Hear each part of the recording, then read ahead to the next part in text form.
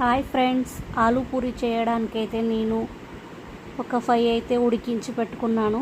దీన్ని అయితే తురుముకోవాలి. ఈ విధంగా అయితే తురుముకోండి.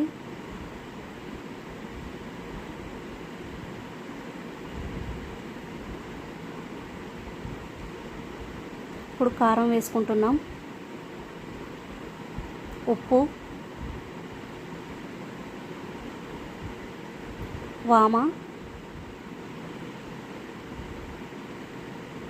చిల్లీ ఫ్లేక్స్ వేస్తున్నామండి, జీలకర్ర ధనియాల పొడి, ఒక 2 స్పూన్ల రవ్వ అండి, బొంబాయి రవ్వ అయితే వేసుకుంటున్నాం.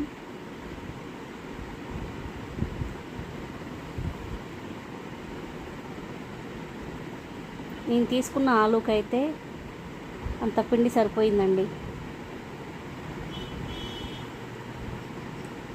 చుక్క వాటర్ కూడా పోయకుండా ఆలూతోటే ఇదంతా కలిపేసినామండి. ఈ విధంగా అయితే కలుపుకొని ఎక్కువసేపు నానబెట్టొద్దండి. నానబెడితే మళ్ళీ పిండి లూజ్ అవుతుంది. వెంటనే చేసుకోవాలి.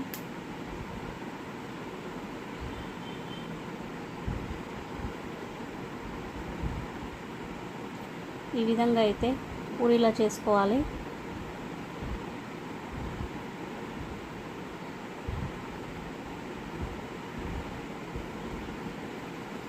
ఒకదాని తర్వాత ఒకటైతే తాల్చుకొని పక్కకు పెడదాం.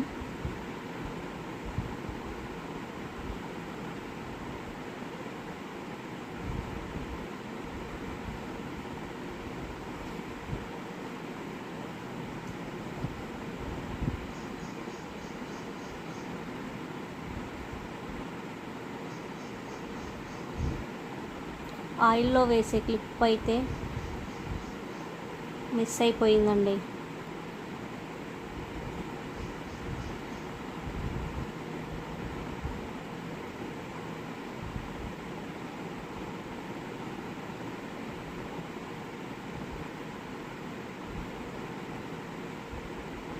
ఇప్పుడైతే ఆయిల్లో వేసుకున్నాం.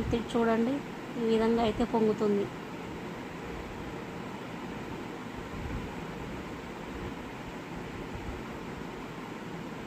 ఆలూ పూరి అయితే రెడీ అండి.